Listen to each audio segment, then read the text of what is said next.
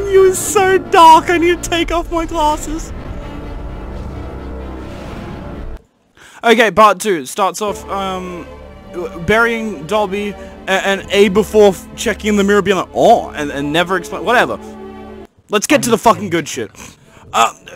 Him talking to Griphook and Ollivander about, Griphook about the sword, and Ollivander about the wands. Talking with Griphook about the sword is just basically a necessity to get the plot, rolling, so that they have a way to kill Horcruxes. It's serviceable, I don't care. And then Voldemort talking about the wands. Voldemort? Ollivander. Am I fucking up? Ollivander talking about the wands and talking about the Elder Wand and about how he thinks it's fake and all that. But not really. I like that. Whoever does Ollivander, I think it's John Hurt. Is it John Hurt? I'm pretty sure it's John Hurt. I like his acting. I like that scene. I like that moment. Breaking into Gringotts is all fun. It's all fun. Harry under the cloak with Griphook. Wait, I take it back. I take it back. Harry's under cloak. Ron just being there as like some kind of bodyguard is funny as hell. I would actually need to pull out the book to correct myself on this, but I'm not going to do that because it doesn't matter to the movie right now. Because what does matter is how enjoyable the movie is, and Hermione failing miserably to act like Bellatrix Lestrange is so fucking cringy. And I don't know why they would think a Polyjuice Potion would be enough to break into Gringotts. I don't know why Griphook didn't tell him about the thief's downfall either. That's just a mistake on his part. And it's not like, I know he betrays them later, but currently it's in his best interest to get him into Gringotts. Yeah, Hermione failing to act. How do you fuck up acting insane? Just scream and swear at everyone at the slightest inconveniences, you know? It's just like, get me the fuck in my vault! It's like, it's not hard, Hermione. It's just, you're so fucking cringy. I don't know if she acts like that in the book. I think she does, but I haven't read Deathly Hallows in a long time. They get in after extensive fucking problems. Harry uses the Imperius Curse, which is the second time he's used an Unforgivable Curse in the movies, but I think it's like the third or fourth time he's used it overall. Harry is not entirely afraid of Cruciatus and Imperius in the Imperio. He's never used the Killing Curse once though. Thief's downfall, they fall down, there's a dragon, they get in the vault. So in the movie, hang on, as you can see, the bit where they're in the vault and all the shit starts duplicating, that's the cover of Deathly Hallows in the original cover at least. So it's shown on the cover here, and it's never, they don't do this in the movie, and I don't know fucking why. If you look real closely, Harry has like burn marks on his arm there. That's because the curse doesn't just make all the treasures duplicate. You'd assume that the final end goal of that would be to suffocate them, like, and trap them in the vault, and just have all the treasure crush them to death, basically. No, every time it duplicates, it gets hotter and hotter and hotter until it's red hot, and then it keeps duplicating and getting hotter and hotter and hotter. It's meant to burn you to death, not suffocate you to death. So that, which also, like, causes, as it's burning you, it causes you to squirm about more, which causes shit to duplicate more, which causes shit to get hotter and to get more perilous. But in the movie, it's just, oh, they duplicate. Oh, okay, how do we combat this? Stay still. Stay still? Okay, we can go now. And like, why? It's not hard, my brother in Christ, like, I know. I keep complaining about, like, book inaccurate. This is the easiest one to, like, emulate, right? Just have the treasure duplicate, which you're clearly able to do, and just make it hot. And that's it. That's... You literally half-assed it. You did the first step and gave up on step 2. What the fuck is wrong with you people? They get out on the dragon, I'm pretty sure. Yeah, they get out on the dragon. Oh yeah, not Griphook, the other guy gets killed. That's their fault. I've complained about that a lot because that doesn't happen, I think. I think that other goblin dying doesn't happen in the book. That goblin was an innocent man and they're responsible for his death. Is anyone gonna argue with me on... Is anyone gonna argue with me on that? Anyone? That was an innocent man. that they imperized and that they were responsible for. And he died, and he's dead. That's his fault. That's their fault. That's their fault. That man's life is on their hands. I just hope we're all on the same fucking page for that. Oh, I didn't mention. I like how, so the Imperious Curse, the Imperious Curse isn't just laser beam into your skull, you'll do everything they say. Because Harry was put under the Imperious Curse a ton of times. In the Goblet of Fire book, the Barty Crouch Jr., being the DADA teacher, and there's the one scene in Goblet of Fire where he's teaching them the unforgivable curse is still a fucking great scene, mostly because of Brendan Gleeson's acting, but that it's a fucking amazing scene. Everyone loves that scene. But in the books, every class that year, which they talk about a lot, Barty Crouch Jr. makes all the kids perform the Imperious Curse on each other, and I think the Cruciatus Curse sometimes. I'm not sure about one, but he routinely put the kids constantly under the Imperious Curse to gain a tolerance to it, because how the Imperious Curse works is it basically sprays like pheromones in your face, which the movie does portray, actually, which is great. They're like, oh, we need to portray the Imperious Curse entirely accurately as a sweet-smelling pheromone that makes you get really horny every time you do whatever the other person tells you to do, which is not word for word what it does, but it's basically what it does. But, oh, but the duplicating treasure, that's really hot. Step one. We'll stop there. Oh, but let's make the Imperious Curse look accurate. What the fuck? Yeah, the Imperious Curse basically, it just sprays like a pheromone over your face, and every time you do whatever you're told by the person who cast it, you get it floods your brain with dopamine, basically, like just fucking loads of it. So you can, it isn't just oogity boogie total mind control. It's a curse that makes you want, you really want to do what they tell you to do because it makes you really fucking happy. So you can gain a defense against it. You can gain tolerance to it. And out of all the kids in the 4th year class that Barty Crouch Jr. was teaching, Harry was the only one to have ever fully overcome the Imperious Curse and to resist it. Everyone else couldn't help get their fucking jollies off. They're like, stand on that desk. Oh, yes, master! That is what's happening in your head when you're under the Imperious Curse. They ride the dragon out, doing it a service, kind of. No, yeah, doing it a service by protecting it. Voldemort sees that Harry is in his head, and he knows that he's after the Horcruxes, which I can't remember if that I think that happened in the book. I can't remember. They kill all the goblins in Gringotts. Not all of them. I don't remember. I think he kills all the Voldemort kills all the goblins in Gringotts. Griphook is dead and is holding the fucking sword of Gryffindor, and he clearly had it on him when he was killed, and he's just on the ground with the sword, and then it oogity boogities away. So fucking inform me why none of the Death Eaters or Voldemort saw the sword and just grabbed it immediately. Because he's fucking stupid. I need to take off my glasses again. Holy shit, it's really dark here. They go to Hogsmeade. They talk to Aberforth. Aberforth's like, yeah, I've been seeing your face in that stupid mirror. Could you please stop looking in that stupid mirror? And then Neville shows up, and then they get reintroduced to Dumbledore's army. I really like the bit where Harry's like, we're here looking for something. Okay, what is it? I don't know. Well, what does it look like? I don't know that either. Where is it? I have no idea. What do you know? It has something to do with Ravenclaw. That can be anything. Luna being like, oh, it could be the Ravenclaw. Ravenclaw's diadem. In the movie, Harry never goes to the Ravenclaw common room. But in the books he does. Because Luna takes him there. I think they cut that out of the movie just to save time. I'm okay with that. I'm okay with that. Harry interrupting Snape's audience with the kids as they're standing in the Great Hall and being like, it seems there's a fault in your defenses, Professor, and then McGonagall be like, hey, there's a reason I have your wand, woman, being a badass and just like fucking fighting off Snape.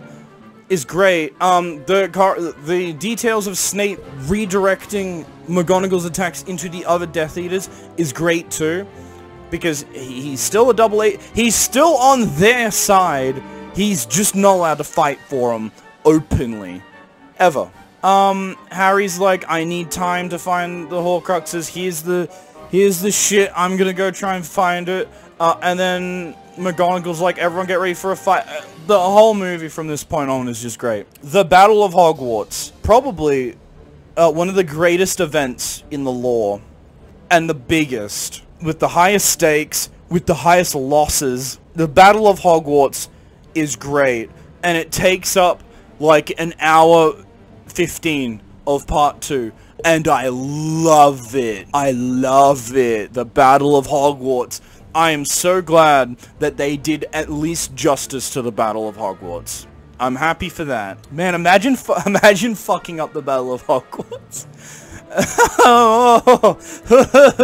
I wouldn't be sitting here talking about the movies if they fucked up the battle. Harry talking to Grey Lady is good. I like it. Voldemort attacking the shield. And then being like, oh, there's no time left, Grey Lady, please tell me. And then running to the common room, and then Luna holding him back. Wait, no, that doesn't... Why did I see that? No, that happens way earlier. Why did I see that happen in the movie? Okay. Everyone gets ready for the proper battle. Ron going into the chamber is never... It's never portrayed in the books. But that's fine. I like seeing it in the movie. Ron being like, oh yeah, Harry speaks Parseltongue in his sleep. Because Parseltongue's a learnable language. Which it is. Which is nice. Opens the chamber, goes in, kills... But this doesn't happen in order in the movie. Destroys the cup, and then they kiss. As much as I don't like Hermione, and as much as Ron gets shafted, that sequence is fine. And it's important. It establishes that the Horcruxes can't be destroyed, and we currently have measures to do it. The kiss isn't awkward, which is fine. Voldemort feeling the cup being destroyed is not a fucking thing. Because you are disconnected from your Horcruxes. You do not feel what they feel. And because Harry wasn't there, which would be the only way he would know that the Horcrux was destroyed, it doesn't make sense. But the bit, like, where he's like, oh, the cup was destroyed, and then he just screams and just fucking destroys the barrier is awesome, so I don't care. I need my glasses off again because it's really dark in this movie. The battle continues. A lot of shit happens. Harry goes through the room requiring... Oh, wow. Oh, I get to talk about that now. I get to talk about Crabbe's actor being in jail for Deathly Hallows. Most people say that repeat it as Crabbe's actor got caught with child porn, and that's why he's not in the movie. Fucking incorrect, actually. Hang on, let me just double check myself here. Jamie Waylett, if that's how you say your gay ass name. On the 7th of April 2009, Waylett and friend were pulled over by police. The officers searched their vehicle, finding a knife and 8 bags of cannabis. Images on a camera led police to Waylett's mother's house, where additional cannabis plants were discovered being grown. Waylett was charged a month later for possession of the drug. He appeared on court, pleaded guilty to growing plants in his mother's home, but claimed that they were for his personal use and not for distribution. On July 21st, he was sentenced to community service. He had previously been accused of cocaine use in 2006. So, he didn't have child porn. He had drugs and a knife, which the knife thing in the UK is like a big deal. And then it says here, and then a lot of other people also spout the whole, oh, it was because of the London riot. Oops. A lot of people say, oh, it's because of the London riots, because he participated in the London riots and he destroyed a lot, and he stole a lot. He used a Molotov cocktail, apparently. He was looting. And he was also still growing weed in his house. So he was sentenced to prison for 2 years because of his participation in riots. The riots happened in October 2011. Deathly Hallows Part 2 came out, like, in 2011. You all know that, right? So no, he wasn't not in the movie because of the riots He wasn't, because they were filming. Hang on, I found an article. I might be wrong about this, but like the timelines don't really match up for me. Yeah, Crab was replaced by Blaze Zabini. Yeah, the black kid. Yeah, no, I was right. Okay, yeah, he wasn't fired from Deathly Hallows because he was in the riots, or because he had child porn, which a lot of people say. None of that's true. The reason he was pulled from Deathly Hallows Part 2 is because he had weed, and that's it. So they put Blaze Zabini in the room requirement in Part 2, which Blaze has been introduced before. He was in Half-Blood Prince, so it's not completely weird for Blaze to be there. I just find it funny that they didn't let him be Crab because he had pot. That's just funny. The bit where Ron runs towards him and like, "That's my girlfriend, you bitch," is funny, and then it's still funny, followed up by him screaming, running away, saying Goyle set the bloody room on fire, and then the Fiend Fire chases them. Fiend Fire is, nasty shit, by the way. It's nearly indestructible, and it can nearly destroy anything. It's also completely uncontrollable. I don't know who taught Goyle how to fucking use it. Blaze dies, or Goyle. I think Goyle dies, actually. And Harry saves Malfoy. Guess what? Life debt, motherfucker, but that doesn't matter anymore because we're in the movies. Oh, and they destroy the diadem in the Fiend Fire because Fiend Fire is one of, like, the few ways you can destroy Horcruxes. I don't think... Well, I mean, he stabbed it with the thing first and then kicked it into the fire, but the Fiend Fire would have destroyed it fine either way. The battle's over. And Voldemort's like, "I will give you a moment to think about what you've done." Snape gets killed by Voldemort. So I don't know why Voldemort didn't just use Avada Kedavra on Snape, but I know for narrative reasons, we needed Snape to at least be momentarily alive to give Harry his memory, and then reveal the truth bomb that hits Harry, which is no, truth nuke, actually. Wands can't hurt their owners. You remember, like, before, when I was complaining about how Grindelwald is still alive and how Voldemort's an idiot for thinking that you need to kill the person to pass on the Elder Wand? That's one problem that is still not resolved, and he's still like, "No, you killed Dumbledore, Severus. That means you're the Master of the Elder Wand." It's like, yeah, but Grindelwald's alive, you moron. And then the second problem with this is, Voldemort uses the Elder Wand to slit Snape's throat. And the logic is, it's that, oh, the wand didn't kill Snape, it was the blood loss. Wands can't hurt their owners. Wands can't hurt their owners. It isn't wands can't kill their owners. It's wands can't hurt their owners. Or even detriment them. Or do literally fucking anything to their owners. Because it is their wand. So why can Voldemort slit his throat? So Voldemort's retarded on several levels here. For one, he still thinks he needs to kill to gain the Elder Wand, even though it's been proven to his face that that's not true. And then the second time is, oh, wands can't hurt their owners, but I can hurt you with the wand that I think that you own. Do you know how he kills Snape in the books? He has Nagini in like a big magic bubble because he's protecting her, because Nagini's the last Horcrux now. Besides Harry. Nagini's the last Horcrux, so he wants to protect her. And so he just lowers the bubble on like Snape's head, so he's in it, and then Nagini like bites him and strangles him. That way, it's not the wand killing Snape, it's Nagini. But because Nagini is Voldemort's Horcrux, they're one and the same technically. So it is still Voldemort killing him, just not with the wand. So he can get the power of the Elder Wand.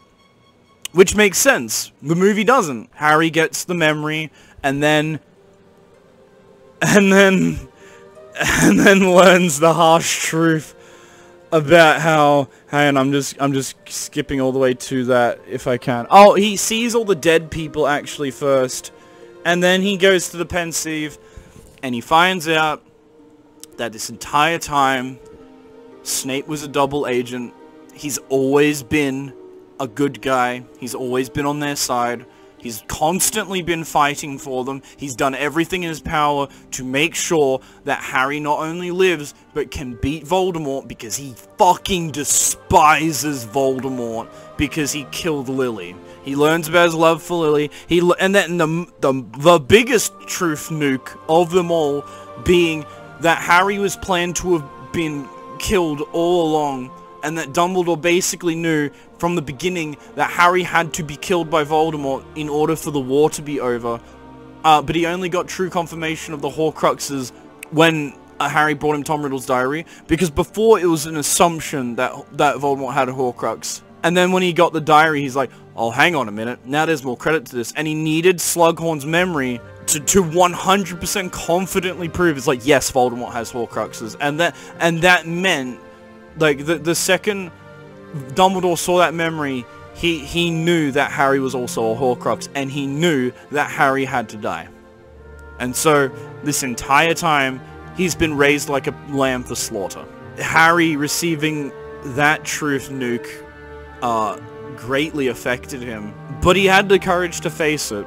He had the courage to face. He knew, because Harry knew that Voldemort had to die, and if the only way to achieve that was through his death, then he'll do it. The memory sequence in the pensive is amazing and beautiful, and I love the narration by Michael Gambon and Severus and Alan Rickman in the background, talking like over the memory and showing.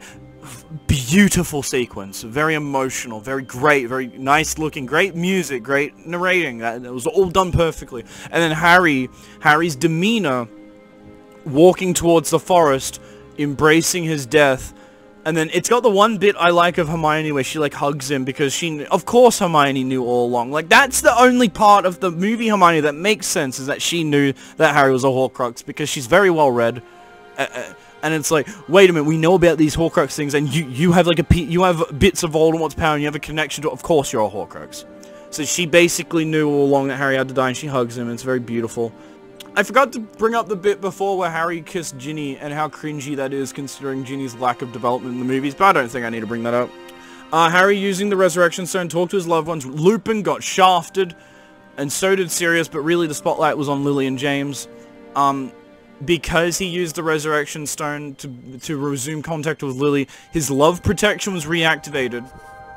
So, which protects you from the killing curse. So, the first time Harry was struck with the killing curse, with the love protection, the reason he wasn't hurt was because of the love protection. And then the Horcrux embedding itself into Harry, because it's the nearest thing that could have happened, because Voldemort was gonna he was preparing to turn something into a Horcrux with the death of Harry specifically, which is why he was prepared to do it, which is why Harry accidentally became a Horcrux. The second time he was hit with the killing curse, it protected him again, but this time he had the Horcrux in him, unlike the first time where it happened after.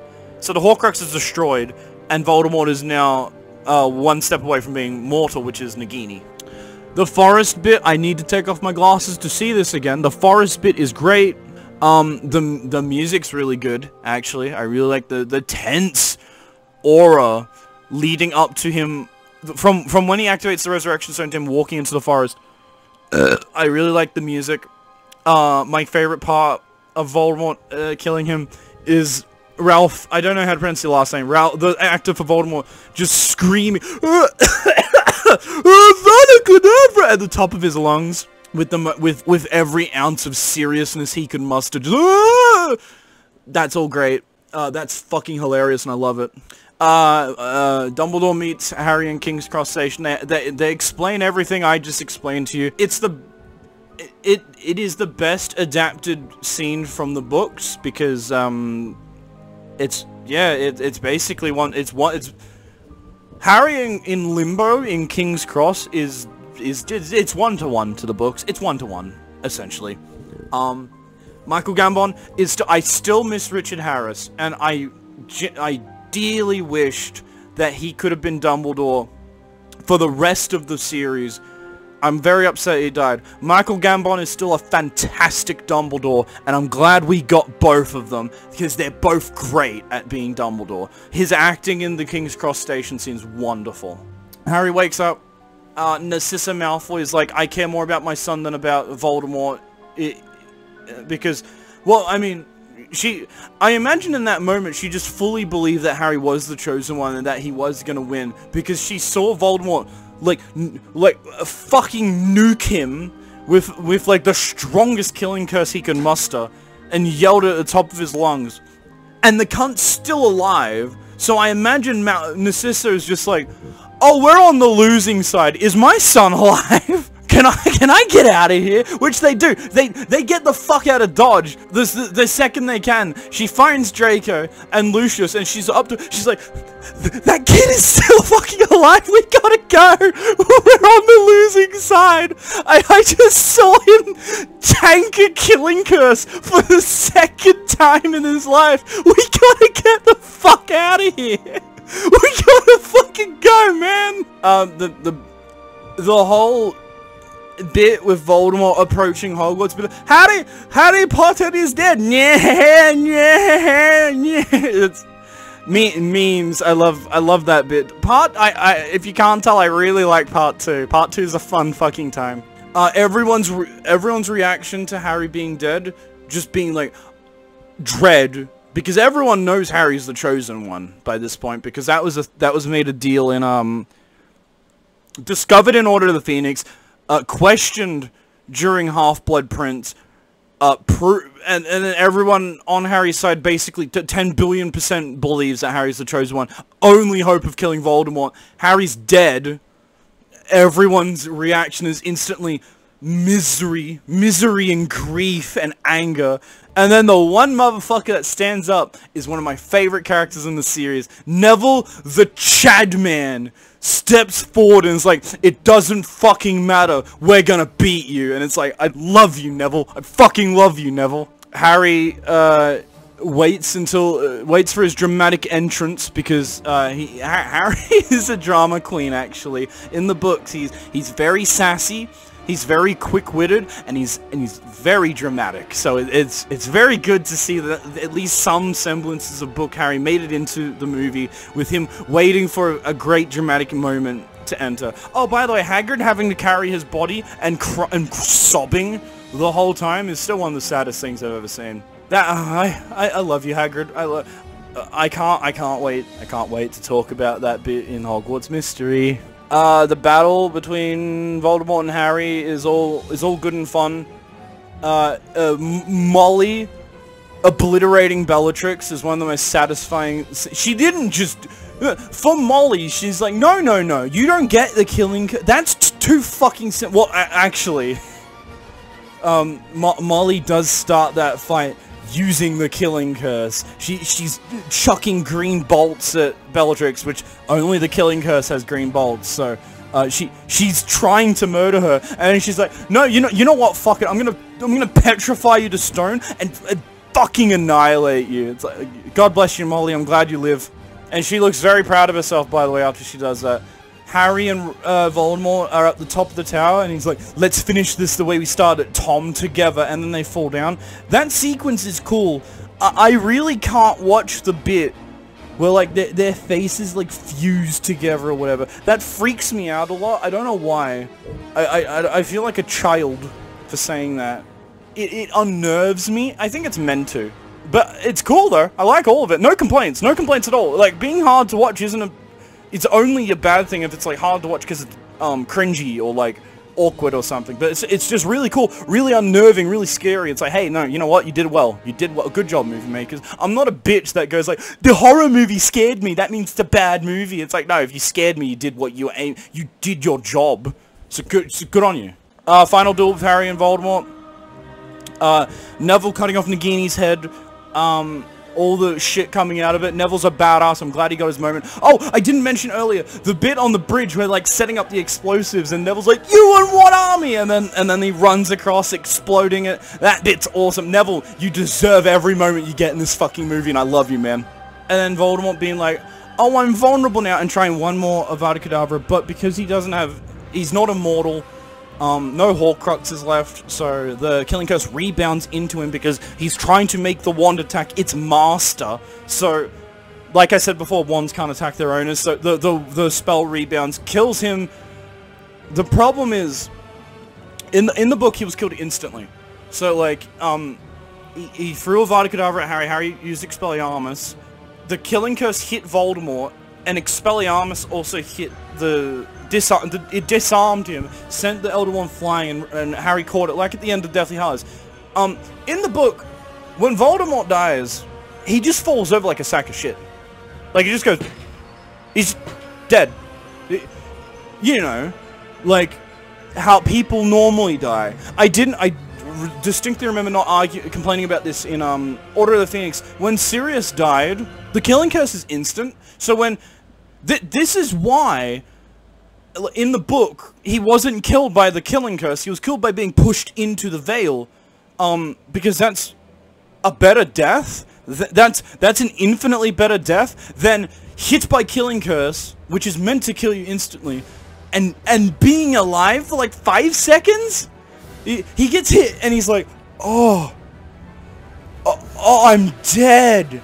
Oh, what fucking brother. And the same thing happens to Voldemort in Deathly Hallows when he should just fall over fucking dead. It's a Killing Curse. It's just boom, you're dead, you're gone, which is a pathetic death for the final villain of a franchise, and I understand that. But does Tom Riddle deserve a good death? Does he? Does he deserve a cool-looking death that's like, oh, he's disintegrating into the atmosphere or whatever the fuck? Oh, look, this great evil is finally done.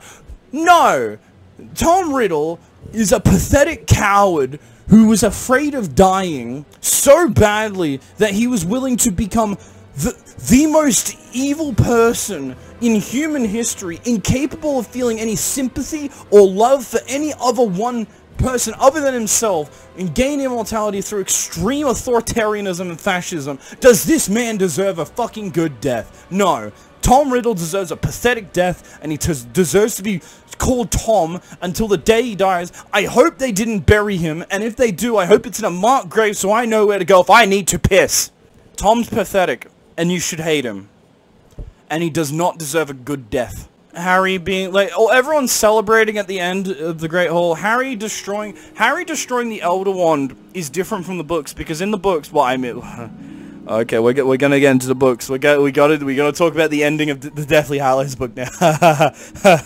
Oh no. If you've never read Deathly Hallows, I remember its ending the same reason I remember Mad Max 1, for the ending. Briefly, Mad Max 1 is an awful fucking movie, and I hate it. Mad Max 2 is great.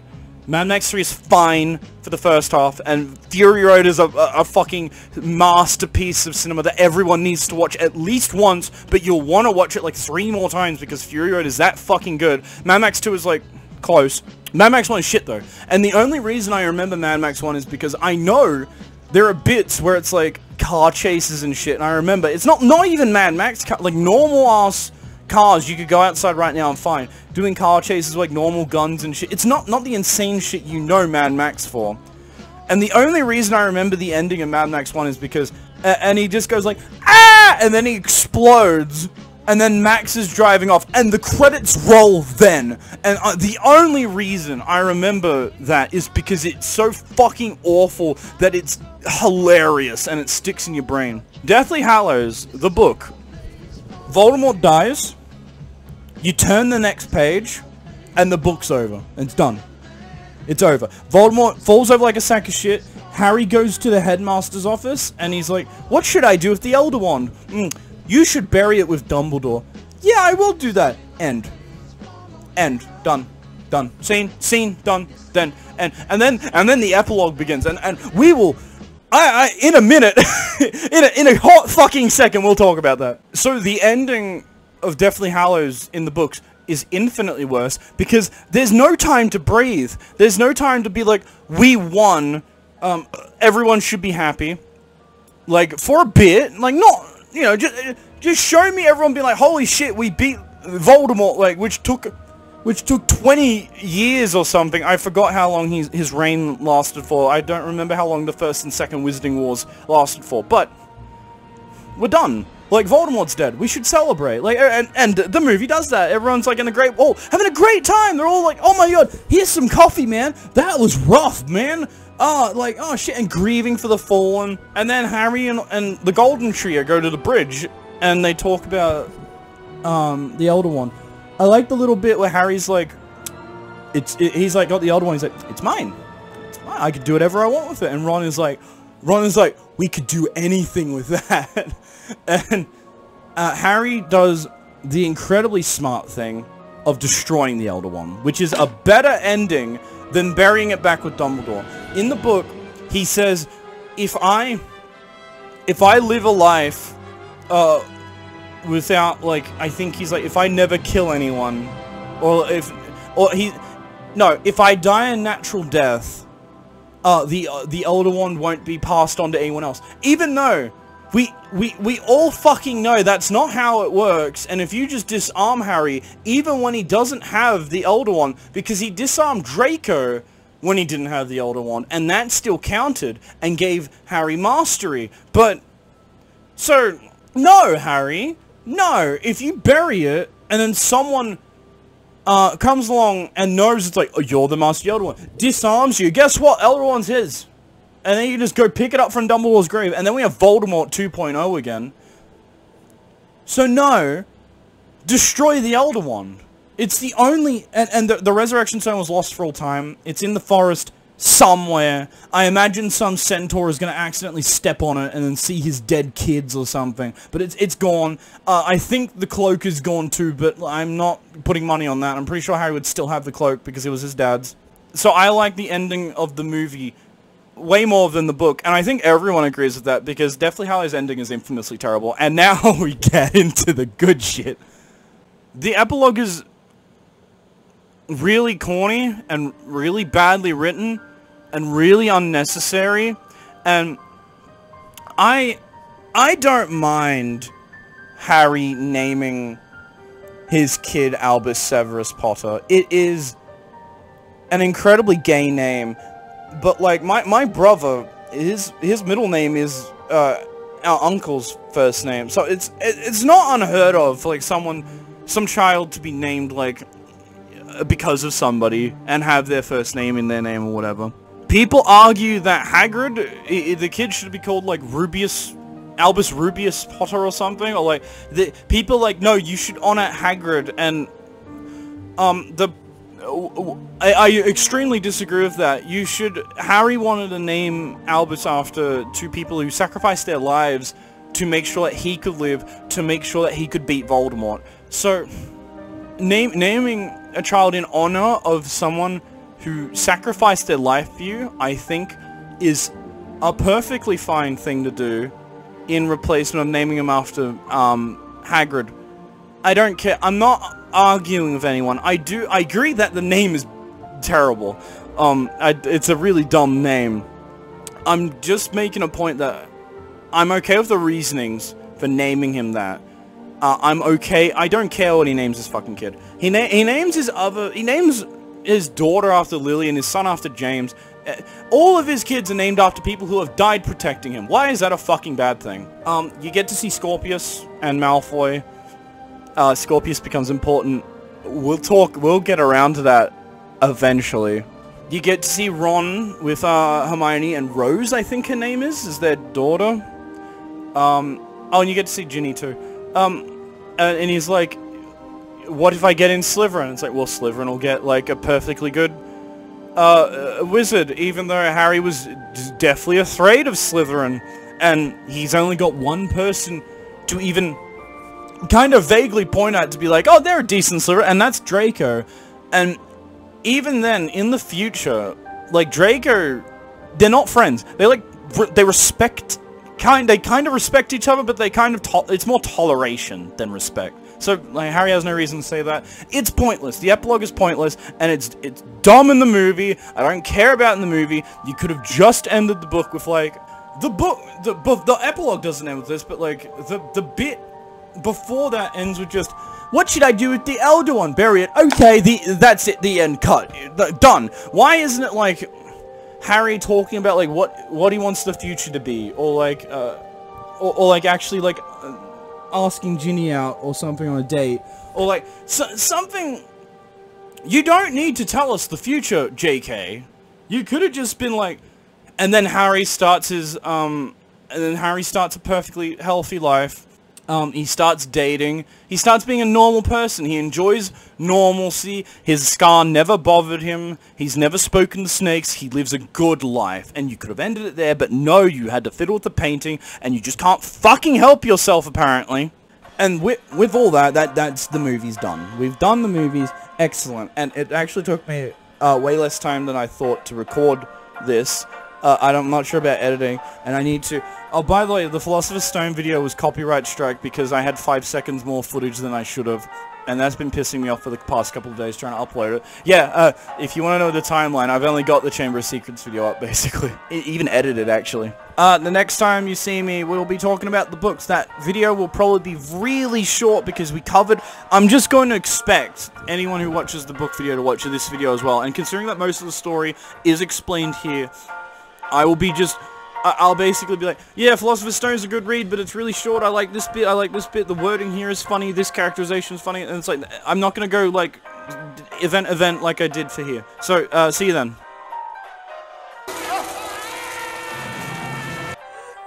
What?